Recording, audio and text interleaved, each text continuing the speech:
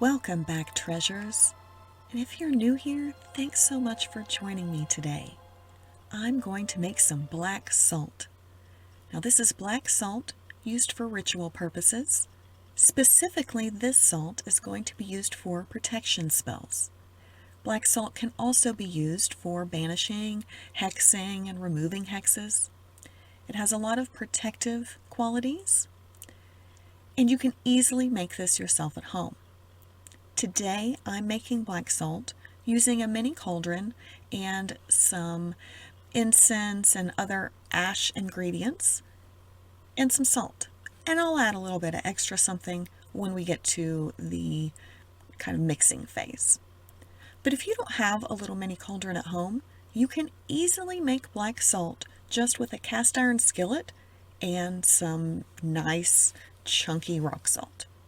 You would just take your salt, run it around in your skillet to clean your skillet. Make sure your skillet's not dirty with, bacon bits in it. But running that salt in the skillet will help pick up iron from the cast iron, and iron has very protective properties. Now, this won't give you a very dark black salt, but it will give you a black salt that can be used for protective purposes. Today I want my salt to be nice and black, so I am using some charcoal that's going to burn things to give us some ashes, but then I will also add some other charcoal later because I really want that dark color. Lighting the charcoal is my favorite part. I find it very mesmerizing to watch the fire run up the little charcoal biscuit.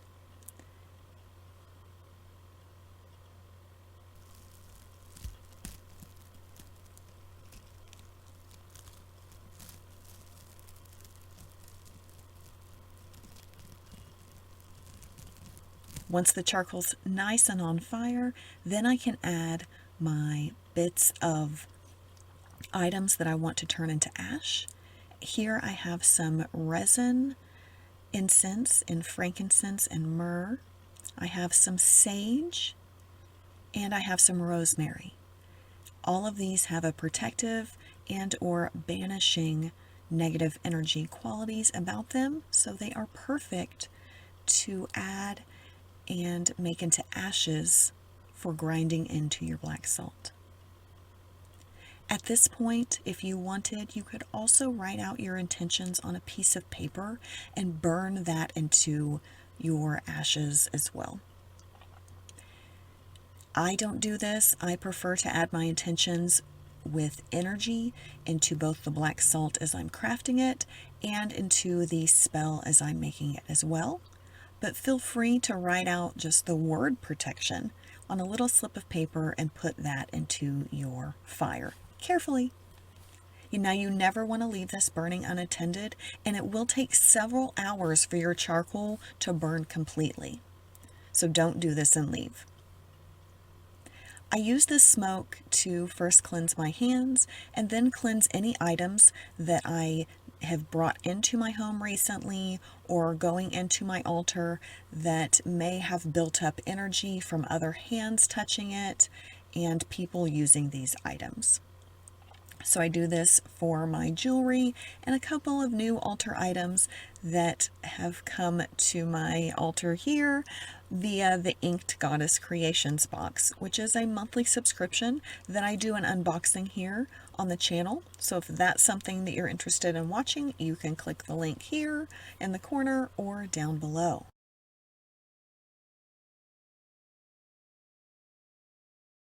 Now that this has finished burning, we're ready to add our ingredients together.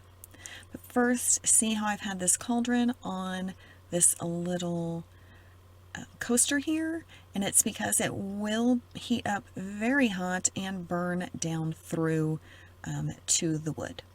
So I'm going to add the incense into the cauldron ash and take my cauldron to my mixing station so I don't make a huge mess all over my altar. So here's my little mixing station, and I have a cleaned out mortar and pestle here, and I'm going to take and light an incense stick and use this to cleanse the bottles that will hold the black salt when it's finished. I just failed to do this when the charcoal bit and other things were burning, and so this is several hours later, and I just decided to use an incense stick, and this particular incense is sage and citrus, so it smells very nice. And so I'm going to make sure that the smoke gets over every edge of both the cap and the bottle itself, and this is to cleanse any energy out of the bottle.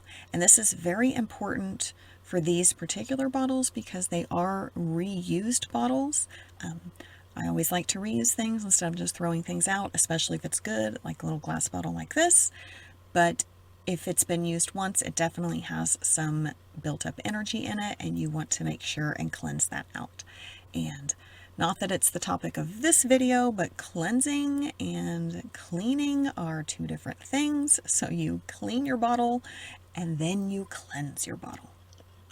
So I have a nice cleaned out and cleansed mortar and pestle here, and I'm just going to add all of the ashes from my little cauldron, but they stick in the little cauldron.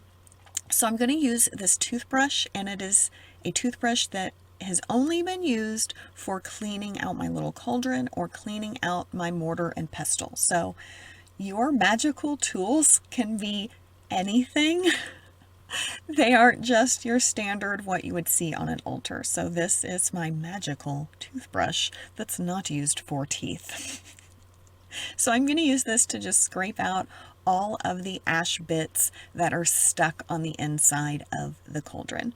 And then I also use this technique at the end to scrape out all of the bits that are stuck in my little mortar bowl here that won't come out easily. I'm also going to add any previous ashes that I've had from incense burning or other charcoal bit burns that I've had, and some of this is a bit of charcoal that didn't burn in a previous burning that I was doing in my cauldron. So I'm going to take all of this and grind it all together into a fine little dust. And you can see that when it all came out, not all of it was in a dust. I have some bits, especially of the incense and some rosemary that didn't fully burn in the cauldron this time. So I really want to use some elbow grease and grind this up into a fine dark powder. And this is pretty dark because I did have some unburnt charcoal bits in there, but I'm going to add some activated charcoal as well. And that's just going to give me that really dark color. So I add a little bit of that, and then it's just a matter of mixing that together with your salt. And when you put your salt in, you don't want, you can grind your salt up into a fine dust with this as well, but I prefer to just kind of gently mix it around so that you still have a salt consistency. At this stage, I'm really focusing my energy as I am stirring here and putting a focus of protection and into my intentions that I am infusing that energy into this salt. And that is how I add my own intentions into this particular salt. But there's no right or wrong way, and that is the beauty of your own practice. If you like witchy content and you're not yet a subscriber, be a treasure and hit that subscribe button below so you can stay up to date on all of my crafting adventures. After you get your black salt made up, it's just a process of adding it to some jars for storage. But this isn't the end, because you'll want to use your black salt in your magical practice. I'm using a funnel here to help keep it all in the jar, but that's definitely optional, and if you don't have a little funnel, a little piece of paper wrapped into a cone will work just fine as well.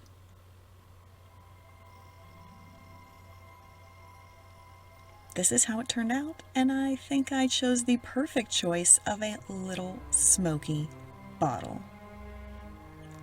Now I've used my black salt to create these gorgeous little protection jars that are filled with black salt, eggshell, tourmaline, rosemary, white salt, and peridot.